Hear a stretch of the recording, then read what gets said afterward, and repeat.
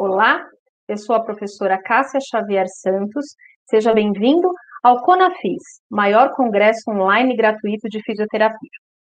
Eu vou falar um pouquinho hoje sobre a atuação da fisioterapia na saúde da mulher. Eu sou fisioterapeuta de formação, sou mestre em ciências da saúde, especialista em saúde da mulher, sou docente e coordenadora dos cursos de graduação e pós-graduação em fisioterapia da Faculdade Santa Marcelina.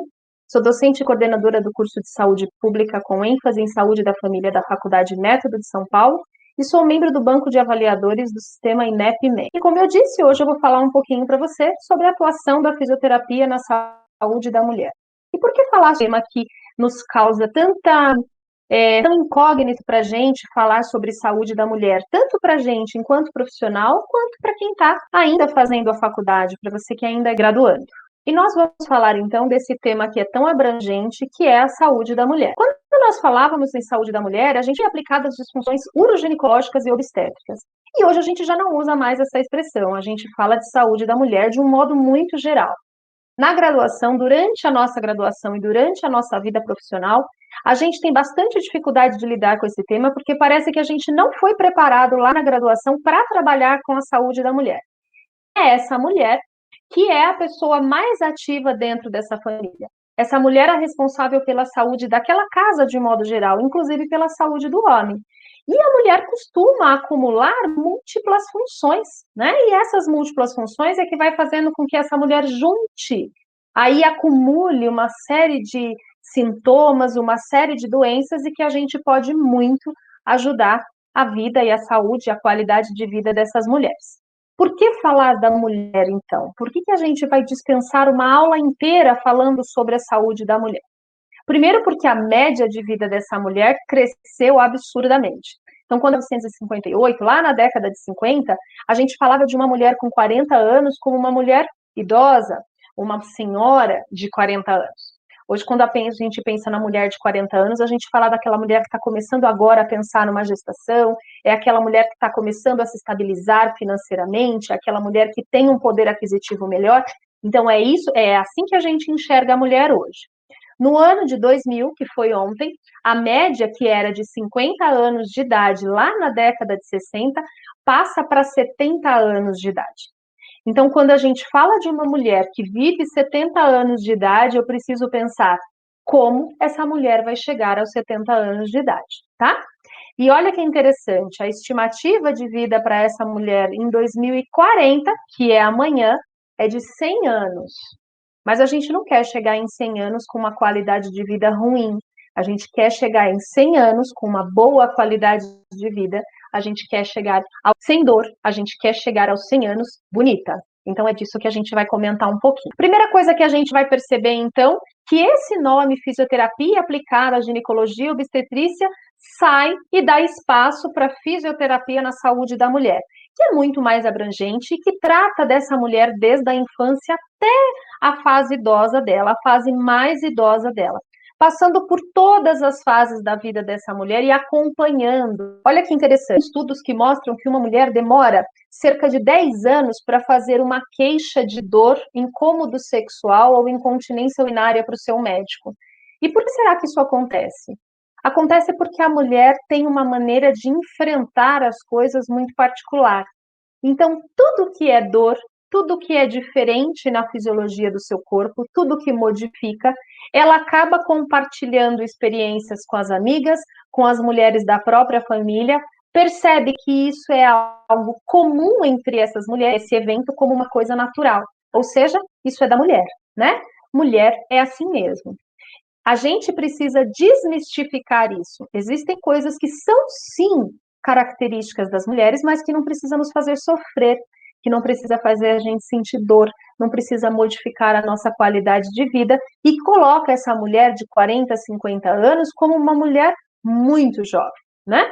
E aí a gente sai daquela classificação de ginecologia e obstetrícia e vem para a saúde da mulher, onde a gente consegue atender essa mulher, então, agora na sua integralidade. É uma das especialidades mais novas da fisioterapia e, acreditem, ainda é um mercado de trabalho pouco explorado. Então, quando eu falo de atendimento em saúde da mulher, eu sempre tenho alguém falando: Cássia, você conhece alguém que atenda a saúde da mulher? E esse mercado é um mercado que a gente precisa explorar. E essa demanda, ela é uma demanda muito espontânea. Olha que interessante, da mulher sendo regulamentada pelo nosso Conselho Federal, pelo COFITO, em 2009. E ainda muita gente nem sabe que essa é uma especialidade reconhecida pelo COFITO. Uma vez que ela é reconhecida, eu posso ser especialista em saúde da mulher e ter o meu público de atendimento à saúde da mulher. O que a gente vai discutir? Quando eu falo saúde da mulher, o que muda em relação à ginecologia e obstetrícia? Muda que agora eu não falo só do processo do parto, sobre as doenças ginecológicas e só sobre o pré-parto, pós-parto e parto em si. Eu falo sobre um todo. Eu falo desde o amadurecimento dessa mulher até a fase mais idosa que ela vai ter.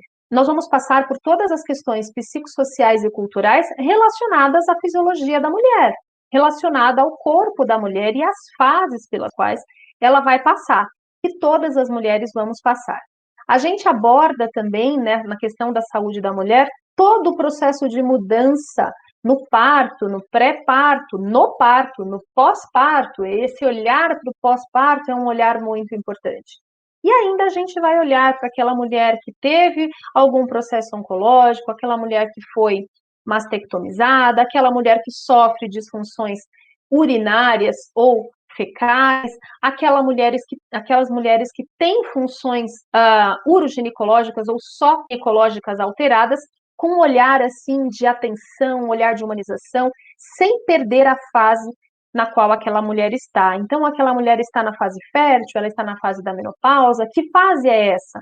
Que recurso eu tenho para ajudar no tratamento, na recuperação, ou que seja na melhora da qualidade de vida dessa mulher? Então, aqui, só para a gente lembrar, a gente vai atender e passar por essa mulher aí na infância, na puberdade em especial, aqui na infância, um olhar específico para as incontinências, né? Principalmente a incontinência urinária, essa transição entre a fase da infância e a puberdade, acompanhar os sinais dessa puberdade precoce, o que vai trazer para essa mulher, para essa menina, em relação às modificações do corpo dela. E aí a gente vem para a fase da adolescência, que é uma fase curta, mas é uma fase extremamente turbulenta. As mudanças no corpo acontecem de uma forma muito rápida, né? A menarca acontece aqui, a primeira menstruação dessa menina vai acontecer nesse processo, nessa transição da infância para a adolescência. E com isso vem todos os mitos e todos os fantasmas que acercam isso, todos os medos, o medo da dor, as acnes, o distúrbio hormonal, essa oscilação de hormônio durante o mês, a irregularidade menstrual, que é muito comum nos primeiros dessa menina, e até que essa menina chega na fase adulta, aquela fase fértil, que a gente considera a fase adulta, que ela vai entrar aos 19 anos, aos 20 anos e vai até aos 59 anos de idade. E aqui ela tem que se deparar com situações como a fertilidade ou a infertilidade, as alterações hormonais que vêm antes, que antecedem o período menstrual, as questões como endometriose, ovário policístico, a própria dor menstrual, né, a própria cólica menstrual. Então, são sinais característicos e que parecem muito comuns às mulheres, mas que não têm que ser normais, mas que não têm que ser né? A gente não precisa aceitar essa dor como sendo uma coisa da mulher, então tudo bem, vamos aceitar, vamos tomar uma medicação e tá tudo certo. Não, tem muita coisa que a gente pode fazer para ajudar essa fase aí de fertilidade, essas alterações hormonais, essa cólica menstrual ser um pouco menos sofrida. E por último, a gente vem lá na maturidade, né? E depois na fase idosa, a partir dos 60 anos de idade, onde essa mulher, lá por volta dos 52 anos, começa a apresentar os sinais do climatério e depois a menopausa, que a gente vai falar um pouquinho qual a diferença das duas. Então, onde a fisioterapia aqui vai atuar na saúde da mulher? Nas disfunções sexuais, de uma maneira muito geral, no pré-parto, no parto e no pós-parto dessa mulher, no puerpério, no climatério e na menopausa, em toda a fase de pediatria e fase da puberdade. tá? Então, existe aí uma gama de possibilidades imensas para a gente atuar na saúde da mulher. E quanto mais específico for o seu serviço, mais paciente você vai ter dentro desse serviço. A gente tem que pensar o que você, enquanto mulher, ou você, enquanto um homem que quer para sua parceira, para sua mãe, para sua filha, o que deveria ter nesse serviço? E é assim que a gente vai pensar num serviço que atende a saúde da mulher. Quando a gente fala de saúde da mulher, a gente não está falando de um conhecimento que a gente adquiriu da população, né? A gente não está falando de conhecimento popular, a gente está falando de um conhecimento científico. E olha as múltiplas possibilidades de se tratar e de se falar de fisioterapia. Então, tratamento da disfunção sexual feminina através de utilização de dilatadores vaginais. Atuação na fisioterapia no parto humanizado. Fisioterapia nas disfunções miccionais ou na disfunção miccional infantil. Entendimento da fisioterapia pélvica como opção de tratamento para as disfunções do assoalho pélvico por profissionais da saúde da rede pública. Então, a gente fala da fisioterapia inserida na saúde pública, que já eu vou comentar um pouquinho mais. E a fisioterapia na incontinência urinária em mulheres jovens. Então, a gente tem aí uma série de possibilidades e cada dia mais a gente tem estudado sobre isso. O que para nós profissionais é um ganho e para nós mulheres é um ganho ainda maior. E por que eu falei da mulher na saúde pública? Porque a gente tem aí um capítulo à parte dentro da saúde pública que fala só sobre atenção à saúde da mulher. Então, a gente teve lá, primeiro momento em que a gente começou a falar de saúde da mulher, a gente falou em 1983, lá quando a gente fala ainda da conferência de Alma Ata, em 78, onde a gente começa com os movimentos sociais, movimentos feministas mesmo, que influenciaram o programa de assistência integral à saúde da mulher. Paralelo a isso, a gente teve aí um movimento sanitário que deu origem e que embasou a construção do SUS, e aí a gente passa a atender a saúde dessa mulher dentro do SUS, do Sistema Único de Saúde, num programa que é muito esquematizado e sistematizado para que garanta a integralidade e a equidade. Para a gente lembrar do conceito de equidade, a gente oferece mais para quem precisa de mais. Então, as características daquela mulher são atendidas na sua realidade. Mas aí a gente tem um outro marco importante, que foi em 2004, com um programa que deixou de ser um programa de assistência integral à saúde da mulher para passar a ser uma política nacional de atenção integral à saúde da mulher. Que agora o objetivo era promover a melhoria das condições de vida e saúde das mulheres por meio da garantia de direitos de ampliação do acesso aos meios e serviços de promoção, prevenção, assistência e recuperação da saúde. Então, sim, atender essa mulher na saúde pública. A gente também vai criar estratégias de atendimento de fisioterapia para a mulher que está inserida lá no nosso serviço básico de saúde. E como é que a gente vai olhar para a saúde da mulher? Eu fragmentei aqui para a gente poder conversar entre a saúde da gestante, vamos falar um pouquinho sobre as fases férteis dessa mulher, falar um pouquinho das incontinências, dividir um pouquinho para a gente poder entender e discutir um pouco. A primeira coisa que a gente vai falar em termos de atenção à saúde da mulher é da anamnese.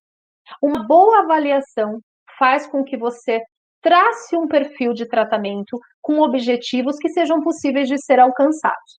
Então, independente da área que você está atendendo dentro da saúde da mulher, ou seja, da especificidade que você vai atender dentro da saúde da mulher, fazer uma boa anamnese vai tornar o seu atendimento diferente, vai tornar o seu atendimento sempre melhor.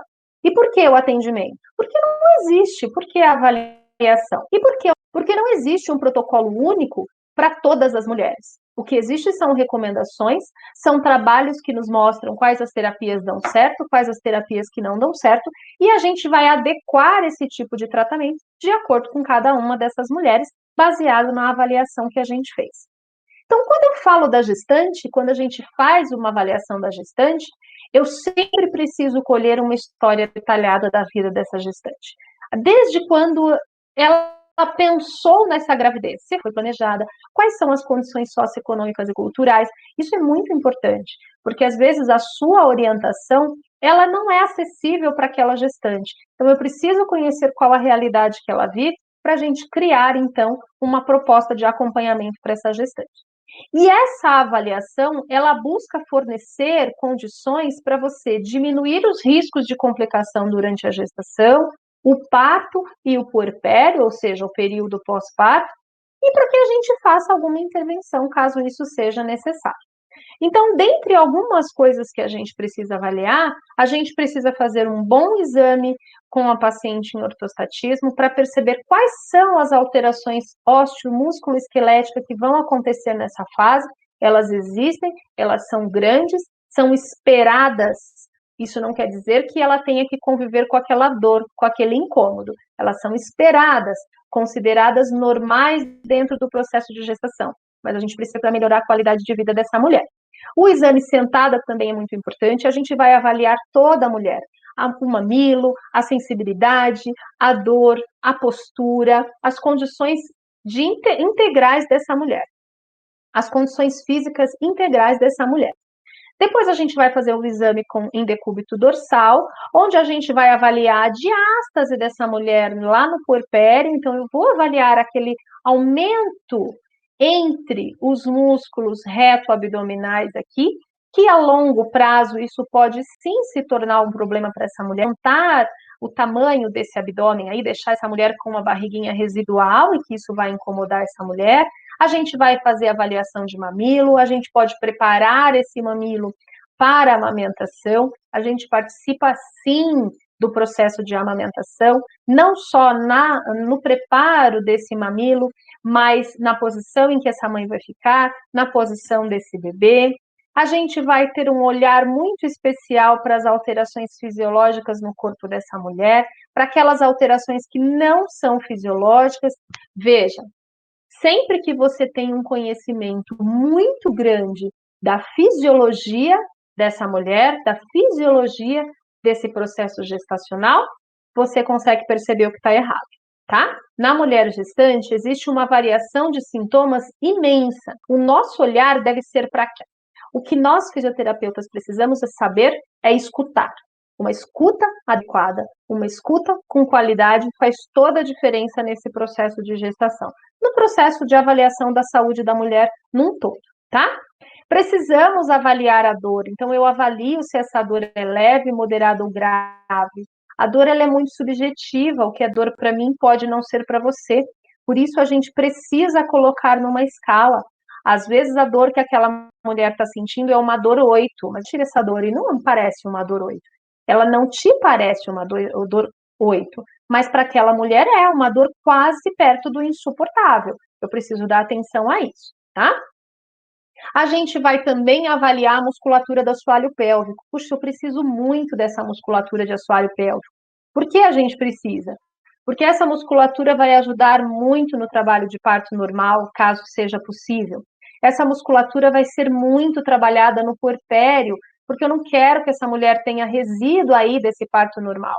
Eu não quero que essa mulher fique com uma incontinência urinária. Eu quero que essa mulher volte muito próximo às condições normais que ela tinha, ou seja, as condições que ela tinha antes de engravidar. Então, eu vou olhar sim se essa mulher tem contração visível dos músculos do assoalho pélvico, se ela consegue relaxar visivelmente essa musculatura do assoalho pélvico, se ela sustenta essa contração, por quanto tempo, quanto essa mulher está utilizando os músculos abdominais, glúteos e adutores para fazer a contração dessa musculatura do assoalho pélvico.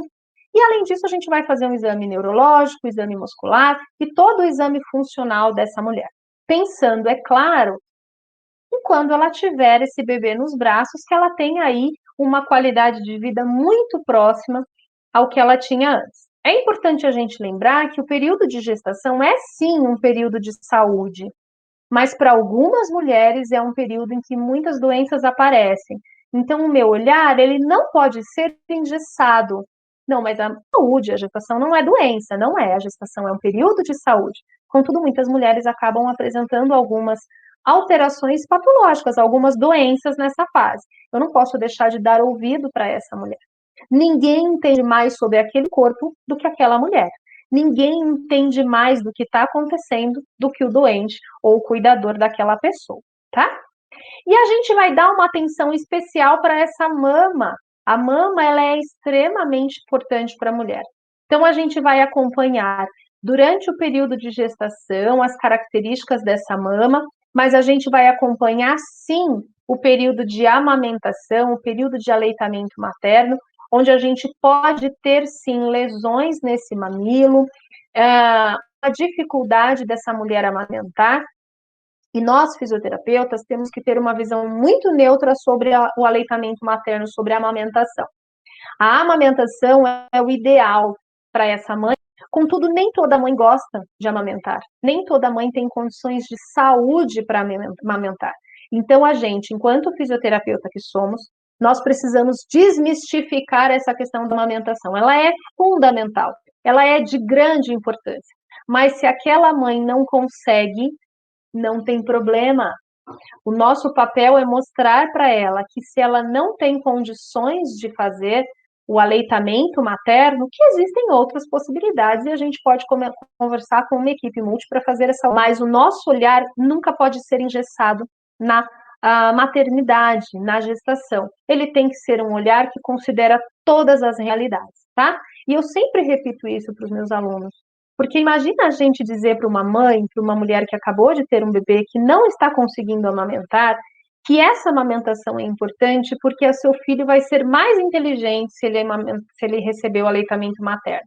Ou que o vínculo dessa mãe vai ser maior apenas se ela fizer o aleitamento materno. A gente vai entrar aí numa série de outras questões que, ao invés de tornar esse momento extremamente prazeroso para essa mãe, vai tornar esse momento traumático. Então, uma mãe com uma mama, com mastite que a gente vai observar e a gente vai acompanhar essa mãe, com lesão, com secreção desse mamilo, a gente vai orientar que amamentar sim é a possibilidade de recuperar essa mama e voltar ao aleitamento materno, mas que junto com a equipe multidisciplinar a gente consegue criar outras alternativas aí, para que isso não seja algo sofrido para a mãe e para o bebê. E aí a gente tem as fases que a gente passa na vida, e é importante a gente discutir com essa mulher, são fases que todas elas vão passar. A menarca, que é caracterizada pela primeira menstruação dessa menina, acontece ali na puberdade, na transição da puberdade para a adolescência, por volta de 12 anos de idade, e traz junto com essa primeira menstruação uma série de coisas, inclusive a cólica menstrual, que parece ser mais intensa nessa fase da vida da mulher, essa fase da vida da menina, até porque ela não estava habituada com isso, né? Então a gente precisa mostrar para ela que sim, é possível que a gente tenha cólica menstrual e que não, eu não preciso sofrer com essa dor, que existem várias possibilidades para isso. Uma outra fase importante passando a menarca, a partir do momento que a gente tem a menarca, a gente tem a fase fértil da vida da gente, ou seja, aquela fase em que a gente ovula, a fase em que a gente pode procriar, ou seja, a gente pode ter um bebê, e a fase fértil da vida da gente, onde a gente vai procriar, e depois a gente começa a ter um declínio dos nossos hormônios e uma diminuição da nossa capacidade fértil, da nossa capacidade de procriação. E aí a gente começa a vir com modificações físicas, emocionais, sociais, muito interessantes, que a gente chama de climatério. Então, a gente tem aquela fase, a transição da vida da gente de produtiva para não produtivo, tá? Para não reprodutivo. E aí a gente vai ter um declínio dos hormônios. Essa fase que antecede o final da menstruação é que a gente chama de climatério. O que é, então, a menopausa? O que é chamada menopausa, se até então a gente achou que menopausa era isso? A menopausa é caracterizada pela última menstruação dessa mulher, sendo que ela precisa ter 12 meses ininterruptos e consecutivos sem menstruação, para que a gente diga que agora sim ela entrou na menopausa, tá? Essa menopausa pode ser primária, pode ser natural da idade, ou pode ser secundária por uma esterectomia, por exemplo, uma retirada desse útero, por uma evolução normal do nosso declínio hormonal, ou secundária, pela retirada do útero e ovários, ou por uma outra doença que essa mulher possa ter. E existe uma média aí de vida de 52 anos aconteça, mas isso é muito variável, a gente pode ter de 40 a 58 anos de idade, essa última menstruação acontecendo. O que é importante lembrar é que a gente precisa ter um período aí de 12 meses sem menstruação, 12 meses consecutivos. E aí a gente vai ter uma coisa ainda que é muito importante da gente começar a comentar, e aí a gente precisa comentar também sobre o que são considerados padrões anormais de ação e a síndrome pré-menstrual, a famosa conhecida TPM. Então, o que são esses padrões anormais? Para a gente conhecer o que é normal, lembre, eu preciso saber com clareza o que é normal. Então, quais são os padrões normais dessa menstruação? Uma menstruação com perda de aproximadamente 40 ml no período de menstruação, e esse período deve variar entre 2 e 7 dias, e um fluxo aí que a gente fala, um ciclo de 21 a 35 dias, ou seja, eu começo a menstruar de 21 a 35 dias de intervalo entre uma menstruação e outra. Mas eu posso ter padrões que são considerados anormais, e o que seriam isso? A polimenorreia, que é aquela menstruação em grande quantidade, agora eu falo com intervalos menores do que 25 dias, então muitos dias de menstruação em grande quantidade. A oligomenorreia, que são menos de 9 ciclos menstruais por ano, então eu não menstruo todos os meses. A amenorreia, então a ausência da menstruação, e aqui ela pode ser primária ou secundária. Então, a primária é aquela que segue o fluxo normal da vida da gente, e a secundária é aquela por retirada de ovários, retirada de útero, ou por qualquer outra doença que tenha vindo antes dessa ausência de menstruação. A hipomenorreia também, quando a gente tem um fluxo muito escasso, muito pouquinho. A hipermenorreia, quando eu tenho um sangramento superior a 80 ml e que ficam aí por mais de 7 dias, tá? Com intervalos irregulares, então um mês eu tenho um intervalo de 21 dias, no outro de 28, no outro de 35, no outro de menos do que 21 dias, então isso caracteriza a hipermenorreia. A metrorragia, um sangramento prolongado com intervalos irregulares, então são aquelas mulheres que ficam 10, 12, 15 dias menstruando aqui. E o sangramento intermenstrual, que são aqueles pequenos sangramentos que ocorrem durante o ciclo, ou seja, quando a gente não tinha que menstruar. É importante a gente lembrar aqui que a menina, quando ela tem a menarca, a sua primeira menstruação, pode ser que ela tenha aí nos 2 primeiros anos alguma alteração de ciclo, de frequência, ela pode apresentar uma oligomenorreia, ou seja, menos de 9 ciclos durante o ano, mas a partir de 2 anos de menstruação, a gente espera que isso fique normalizado, que entre dentro desse parâmetro que é chamado normal de menstruação. E uma outra coisa que a gente conhece bastante, que são as síndromes, né, pré-menstruais, a síndrome pré-menstrual. O que é isso? O que caracteriza essa síndrome? Essa síndrome, ela envolve sintomas que são muito abrangentes, que passam pelos sintomas psicológicos, psíquicos e sintomas físicos. E que são caracterizados pelo período do mês em que eu estou, ou seja, próximo do período de menstruação. E que elas se aliviam como num passe de mágicas quando essa mulher menstrua. Que sintomas são esses que são muito típicos dessa síndrome pré-menstrual?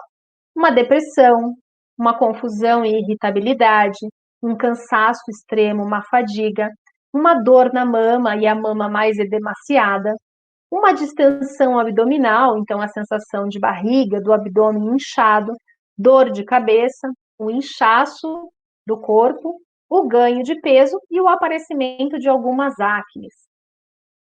Mas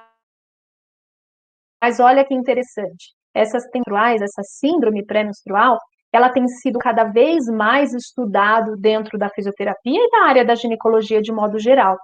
E a gente tem descoberto que vários componentes juntos melhoram e muito essa sensação de tensão pré-menstrual. E isso também ficou muito característico de que é uma coisa de mulher. Então, se é coisa de mulher, nos parece que a gente tem que aceitar e entender como aquilo sendo absolutamente normal. Mas não é. Coisa de mulher, sim, porque a gente menstrua, toda mulher vai menstruar, mas a gente precisa entender que tem o que fazer. E olha que interessante, a drenagem linfática é uma das coisas que a gente pode fazer para melhorar isso. Então, melhora a dor, melhora o inchaço, provoca o relaxamento, vai dar uma sensação de bem-estar nessa mulher, além dela tirar um tempinho para cuidar dela, tá? Além disso, a gente tem a eletroterapia, a crioterapia, que funciona super bem, a acupuntura, o pilates e a prática regular de atividade física. Então, instituir a prática de atividade física, uma boa alimentação e técnicas que possam ajudar na melhora do alívio dos sintomas, melhora significativamente a qualidade de vida dessas mulheres, tá? Então, a gente pode atuar em todas essas questões, mas é importante que a paciente saiba que você possa fazer isso, que você pode fazer isso, porque muitas vezes os pacientes, as mulheres, não sabem que a fisioterapia pode aliviar essas tensões. Uma outra coisa que é muito importante que a gente precisa falar é sobre a incontinência urinária. A Sociedade Brasileira de Continência Urinária vai caracterizar a incontinência urinária como a perda de urina demonstrável, objetivamente, causadora de um problema social. Ou vamos pensar que para que essa mulher faça uma viagem, para que essa mulher vá a uma reunião religiosa, para que essa mulher vá à casa de um parente ou de um amigo, ela precisa se preocupar com o acesso ao banheiro que ela vai ter. E isso modifica totalmente o padrão social dessa mulher. Alguns estudos que falam do tempo que a mulher demora para fazer queixa para o médico sobre algum problema de saúde está relacionado à incontinência urinária. As mulheres demoram até 10 anos para se queixar para o seu próprio ginecologista uma perda urinária. E sabe por que isso? Porque ela comenta com uma amiga, que comenta com a outra amiga, que comenta com a vizinha, e todas têm incontinência urinária. Então ela entende que aquilo é absolutamente comum e que aquilo faz parte da mulher. Mas não faz parte da gente. Não é porque a gente está envelhecendo que isso tem que acontecer. É claro que a incidência aumenta muito e a prevalência aumenta muito à medida em que a gente envelhece, mas não é para a gente ter incontinência urinária, tá? Pessoas jovens, quando a gente fala antes da menopausa, ou vamos colocar lá até 59, a gente tem uma estimativa de 11 a 62% de mulheres com incontinência urinária. É muita mulher com incontinência urinária, né? Que às vezes nem sabe que isso não é para acontecer. E quando a gente fala de mulheres, então, no climatério ou que já passaram pela menopausa, ou seja, sua última menstruação, a gente fala que 50% dessas mulheres todas têm incontinência urinária. É muita mulher, né? É muito problema para que a gente leve e carregue isso. E a incontinência urinária, se a nossa intervenção for rápida, é tão simples de ser tratado, o que a gente precisa é identificar isso, tá bom? Quais são as causas, então, para essas mulheres terem incontinência urinária? Número de partos, sim, isso está relacionado por conta do peso da barriga, a via de parto, a idade dessa mulher e o tipo de incontinência urinária, ou seja, em quais momentos essa mulher está perdendo urina? Alterações posturais que podem provocar uma fraqueza maior lá do assoalho, dos músculos do assoalho pélvico e favorecer essa incontinência. A gente também vai observar outros fatores aqui envolvidos, qualquer tipo de neuropatia, diabetes, etilismo, insuficiências vasculares e doenças pulmonares crônicas. Então, a gente não vai ignorar essas doenças, essas comorbidades aqui, tá? E o que a gente vai fazer de tratamento conservador? Cones vaginais são interessantes de serem utilizados. Cinesioterapia, o primeiro protocolo que a gente tem é o protocolo de Kegel. Eletroestimulação, muito bom. E o biofeedback também, tá? São resultados muito bons. Mas veja, como a gente falou lá no comecinho da aula, da nossa conversa, em saúde pública, às vezes, o que eu consigo oferecer para essa paciente é cinesioterapia. E o resultado da cinesioterapia no tratamento da incontinência urinária é surpreendente. Tão é surpreendente que grande parte dos artigos, dos estudos que falam sobre incontinência urinária e que estudam as diversas possibilidades de tratamento, inclusive o tratamento cirúrgico, sempre associam a cinesioterapia ao sucesso de 100% para essas mulheres. Então, mesmo as cirurgias, elas não têm um resultado garantido quando essas mulheres não fazem a cinesioterapia. E a cinesioterapia é o recurso que a gente tem mais disponível, né? Que é o recurso que a gente tem nas mãos, é o recurso que a gente tem na criatividade, que você pode tratar de maneira individual ou de maneira coletiva. Então, vamos usar e abusar da cinesioterapia, usando outras possibilidades terapêuticas dentro da incontinência urinária, mas sem esquecer que a cinesioterapia é o grande trunfo que a gente tem aí na mão dentro do tratamento da saúde da mulher de modo geral, mas aqui na incontinência urinária em especial.